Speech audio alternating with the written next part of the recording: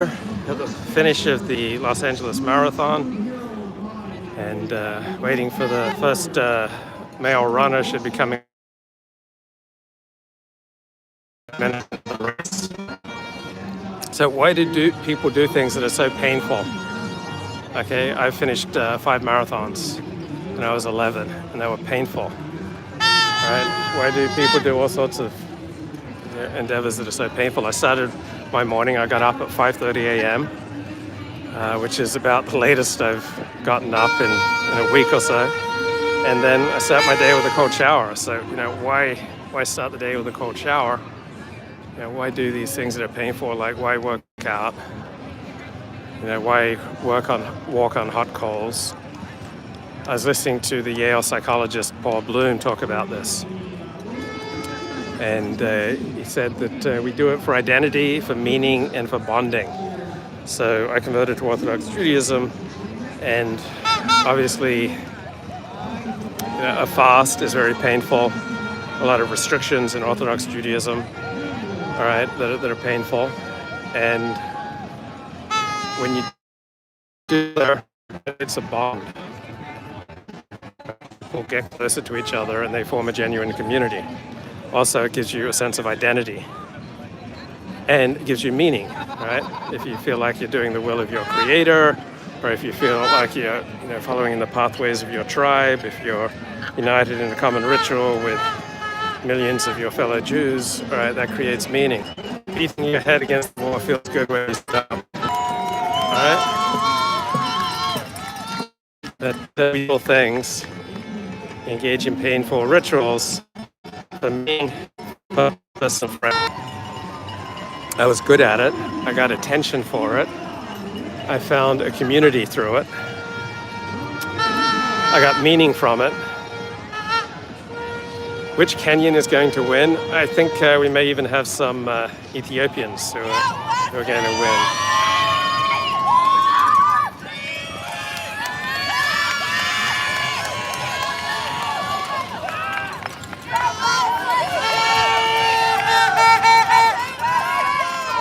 So I'm afraid that this marathon may perpetuate harmful stereotypes, that like certain groups run faster than other groups. And then there'll be all sorts of evil theorizing that those groups who run faster, they do so because they have smaller brains, which result in smaller head size, which result in narrower hips, which are more conducive for running. Like all these evil human biodiversity concepts, I'm afraid that they're going to be reified by the results of the LA Marathon. So when I last checked it, it appeared that 5 runners from Africa were in the lead of this race. So that's the problem with sports, is it perpetuates these harmful stereotypes that like different groups have different gifts. Because when I watch the National Basketball Association or the National Football League, all right, it does not match, the demographics of America as a whole. So why is it we're so upset that math departments and physics departments and medicine and top-class law doesn't match the demographics? A cloudy and rainy California winter, Luke is staying positive, but the grand sales job of perfect weather and light got done enough, folks. So we had sun yesterday for the first time that I remember. Right, it has been gloomy, overcast, and wet and cold here in Los Angeles for weeks. So, rare burst of sunshine yesterday, but don't think there'll be much more sunshine for another week or so. We've got another storm rolling in. We've got drizzling rain right now. It's about 58 degrees Fahrenheit.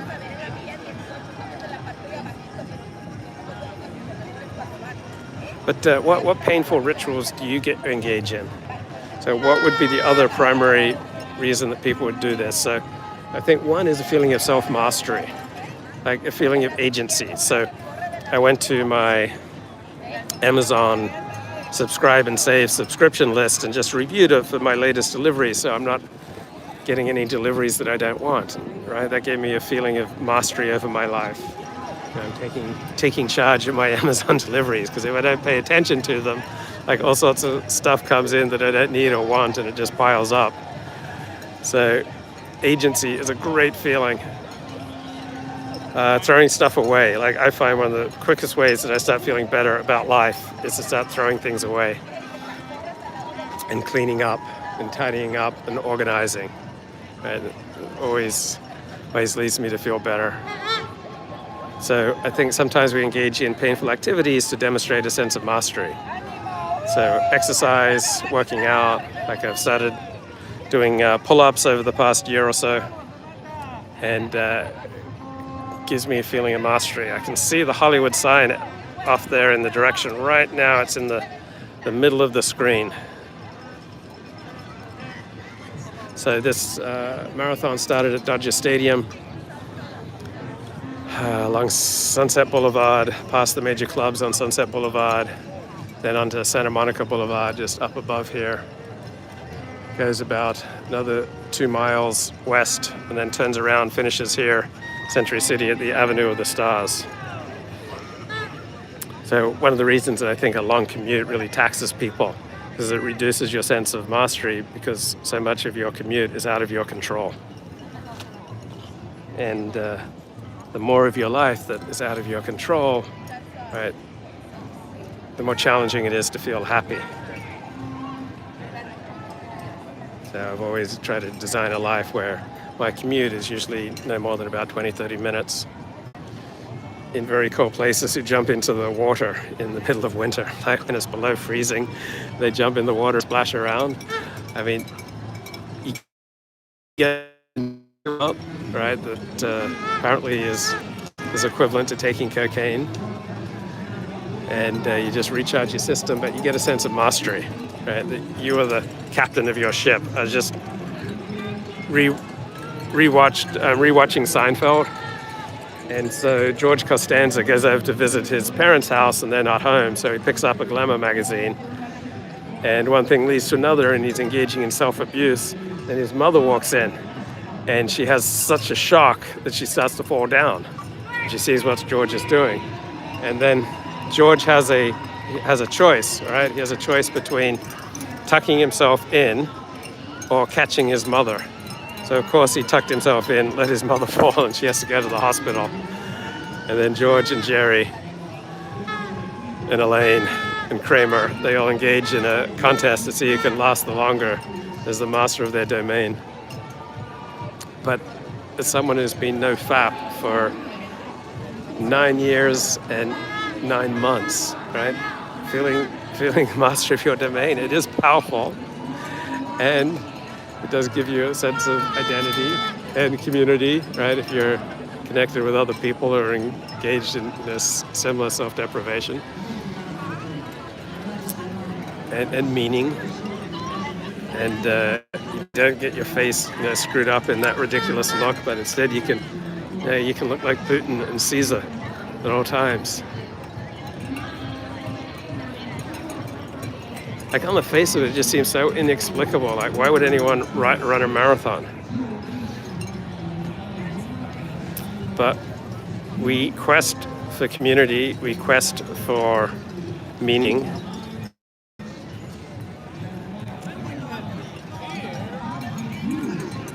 I don't know, she's not a protester, she's saying my husband's a stud. So she's just supporting her husband.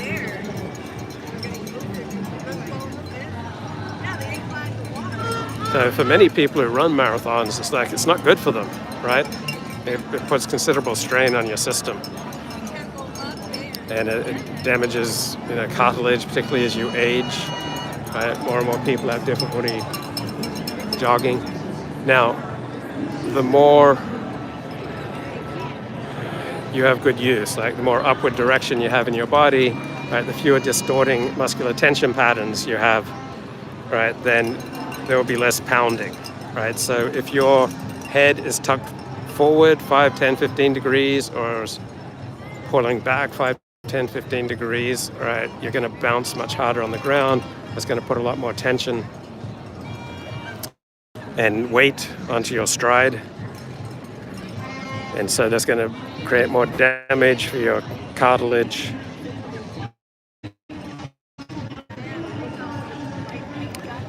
So I was talking to a friend the other day about narcissism. So he was complaining about the facile way that many people call, particularly women, call guys narcissistic. And so psychology is just frequently used as a weapon. So, a way to put people down. Bro, have you ever tried barefoot running? Yeah, I do barefoot running on the beach.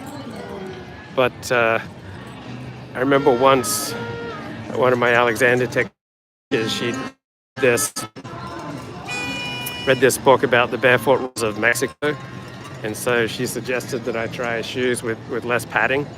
And my feet are just pre-designed for all sorts of problems.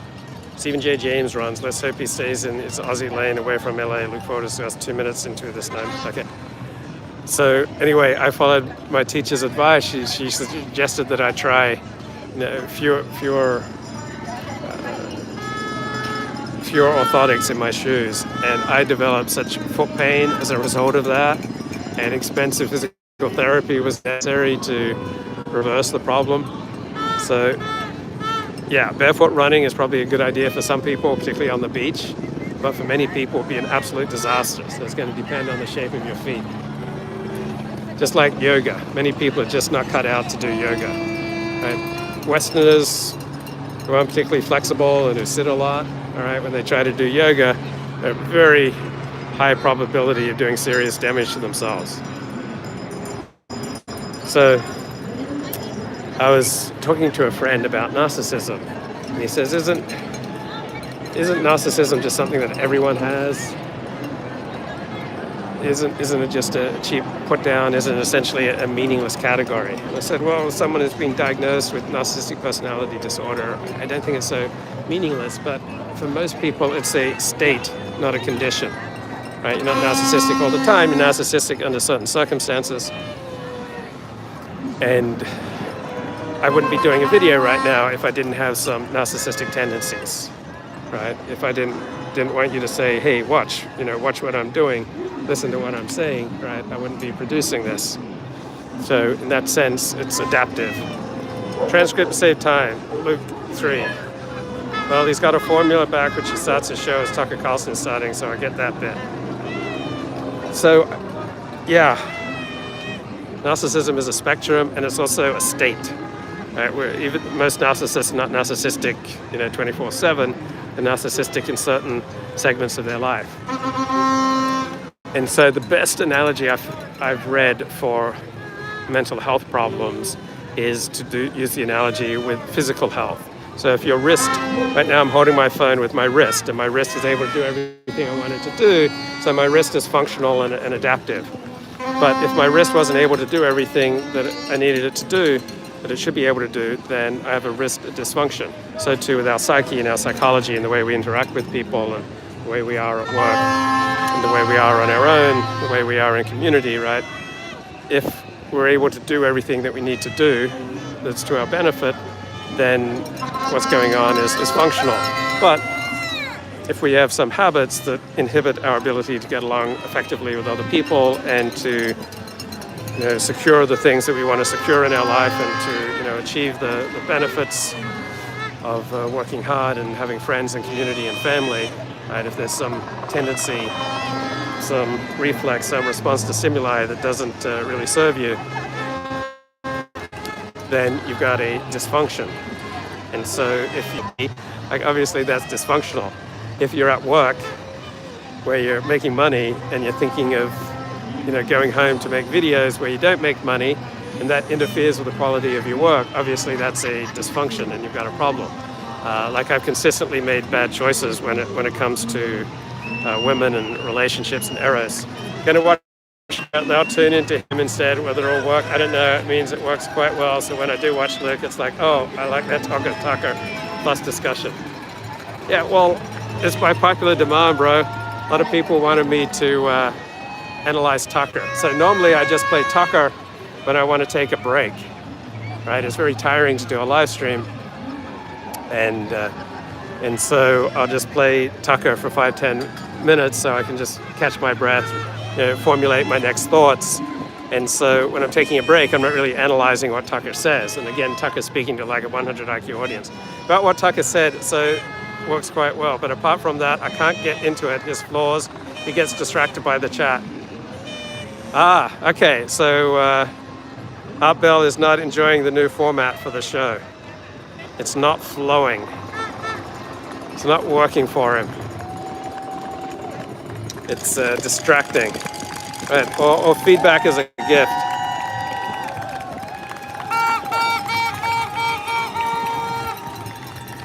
So the many of the women runners and the wheelchair runners left half an hour before the men. So maybe we're still about 20 minutes from the men's finish. Suggestion: Tom cries about his likely arrest by New York police. Whoops. Now my wrist wasn't doing what I needed it to do. I'm having wrist dysfunction. Oh no, now I've got too much close-up. I activated the close-up. Oh no, I am screwed. How did I do that? Oh man, how do I reverse my close-up now?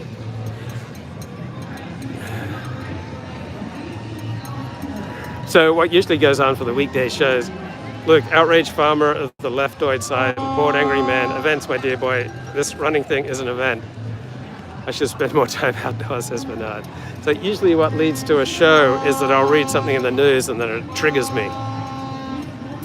And you need a lot of energy to do a show. So I have to get sufficiently energized by something I want to say, usually in the news or some insight into life. Bernard says the females aren't exactly knocking at my door. Bernard, why didn't you let us know when you're taking like a year-long break from Twitter and the web? Man, you should have let us know. You just disappeared. We thought you were dead in a ditch somewhere. We were worrying about you, bro. You could just give us a heads up next time you choose to disappear, so that we don't spend our night.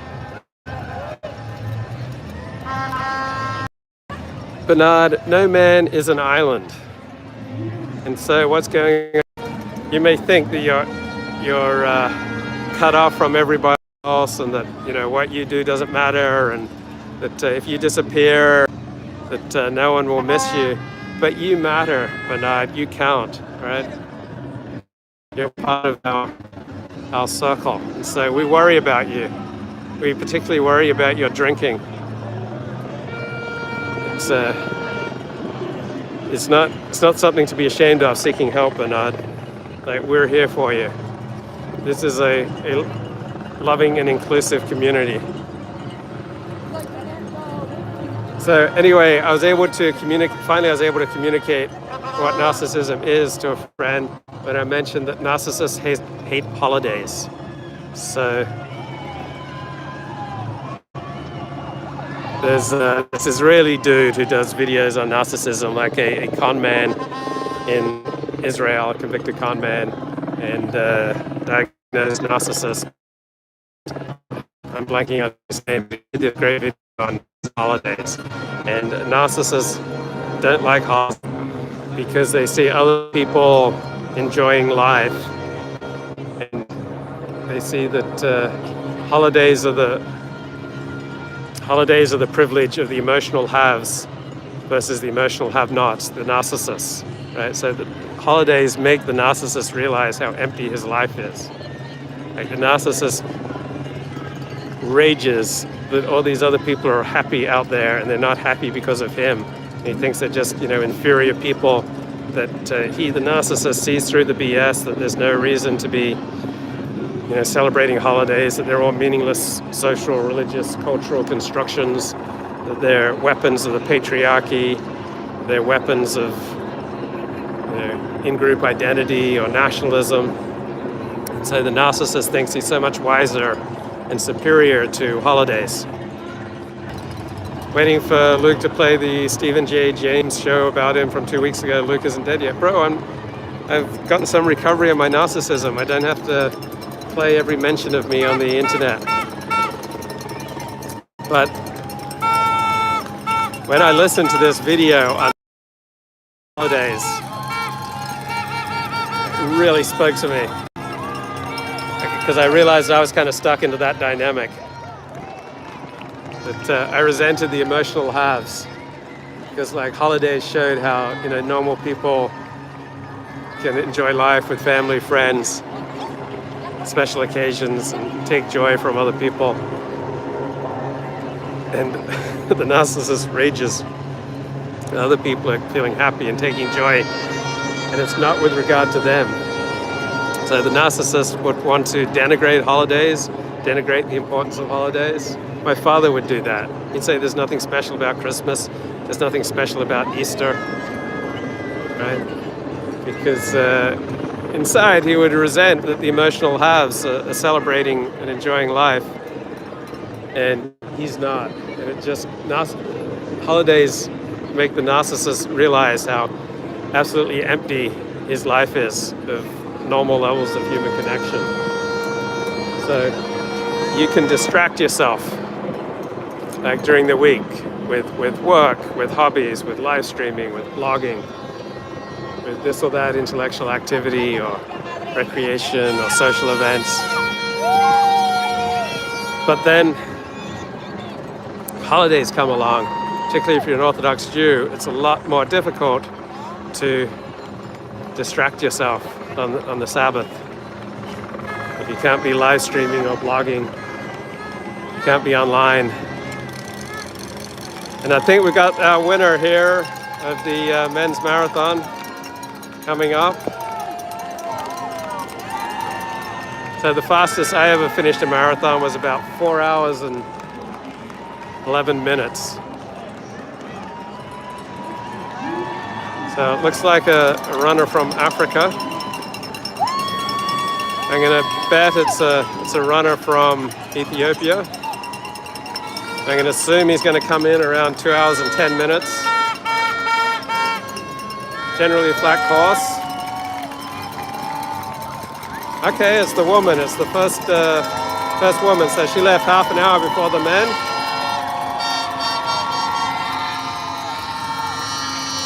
Damn, I couldn't run as fast as her for 100 meters, let alone 26 miles, 385 yards. And now we've got the first male winner. I wonder if he, right? 5-minute miles.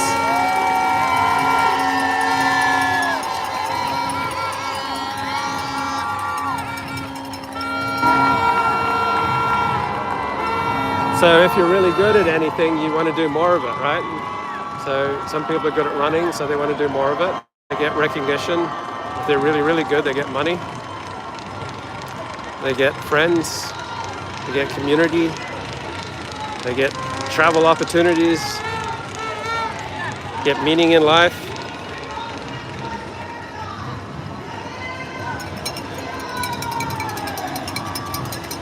So anyway, as soon as I mentioned narcissists hate holidays, my friend immediately got it.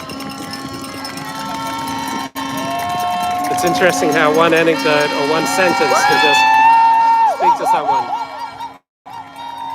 Man, that's a long stride.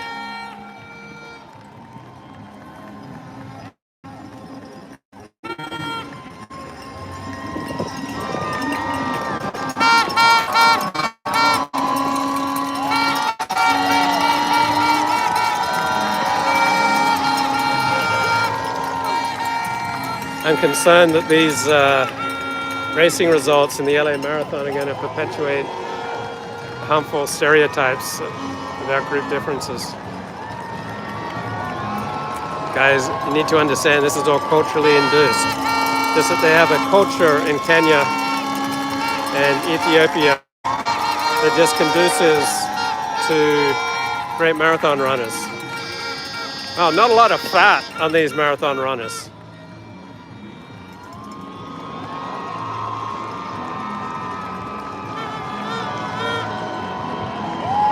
Where's the diversity in these racing results?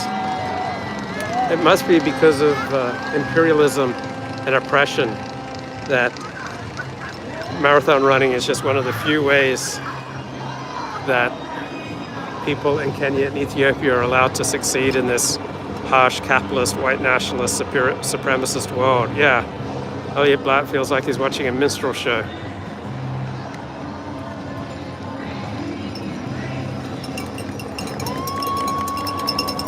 But you need to understand that these racing results, they are culturally determined. Right? Culture is the only reason that runners from Ethiopia and Kenya run so well.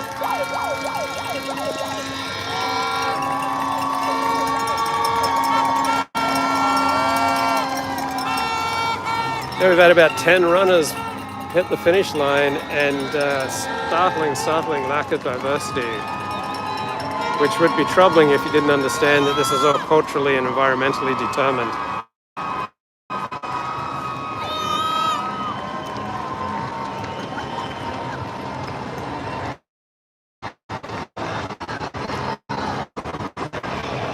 Stereotypes. It's important that people understand that everybody is equally gifted. That this could have been Elliot Blatt crossing the finish line first. So one topic that I want to hit this week is the Whig theory of history. Remember, Kevin Michael Grace would often condemn the Whig theory of history, that we judge everything in the past by the present, that we have this theory that everything is getting better and better and better. So generally speaking, people on the left see the world as getting better and better as we try, new, more innovative ways to organize human life and communities. People on the right, much more likely to say things were better in the past when we did things the traditional way. So I wanted to discuss a Steven Weinberg essay in the New York Review of Books from December of 2015, where he argued that the Whig theory of history was appropriate for science. And he also argues that the consensus, man, all these live streamers out here, he argues, Steven Weinberg, the late physicist, he argues that no scientific consensus of the past 150 years has been proven wrong, which I found interesting. And I'm simply not conversant enough with science to be able to dispute him. But he says, we have arrived at many consensus scientific conclusions, and we should use our modern knowledge to understand and interpret the past. And so he endorses the Whig theory of history for writing about the history of science. And also, if you believe that there is a moral law that runs the universe, right? If you believe that the law that runs the universe is both physical and moral dimensions, then one would expect that you'd write history from that basis. 3 big juicy Spencer 20 spaces on Angel Dust channel here in YouTube land. Luke might be missing the Spencer talk. I don't find that I am missing the Spencer talk.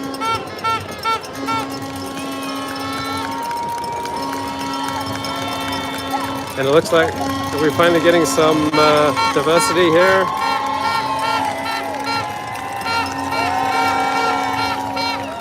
Yeah, we got a Japanese runner. Looks like a Japanese runner. Looks like he's finishing about number 6 among the men. There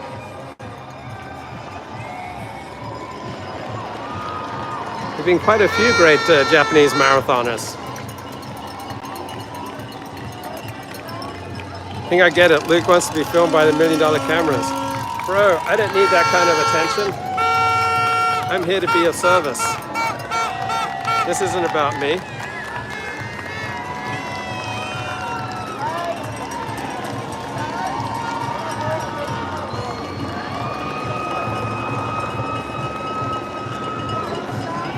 So, if you believe in a religious perspective on life, right, that there's a moral law that runs the universe, then it would make sense that you'd write history from that perspective.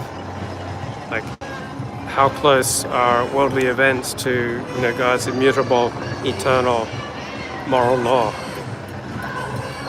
And then all of us have a hero system, so I would think that one can't help but organize historical events and understand historical events according to your hero system. Whether you do this more or less consciously. So the great sin for many historians is presentism. There have been essays and controversies about presentism when we try to interpret everything in the past by what's going on in the present. And so you have various historians tiring of looking at everything through a Black Lives Matter lens.